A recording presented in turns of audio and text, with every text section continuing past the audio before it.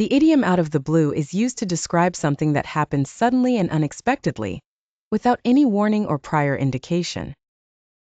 The expression is often used to capture the element of surprise or suddenness in an event or situation. The origin of the phrase comes from the idea of something appearing suddenly from the clear blue sky, where there was previously nothing. For example, if someone says, "He called me out of the blue," it means the call happened without any prior arrangement or expectation. Similarly, if an event is described as happening out of the blue, it implies that it occurred without any warning and took everyone by surprise.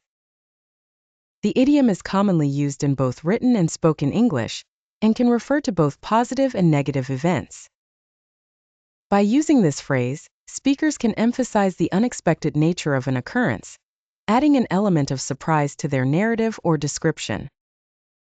The idiom can also be modified slightly to fit different contexts, such as out of a clear blue sky, or simply out of nowhere, both of which maintain the same core meaning of surprising suddenness.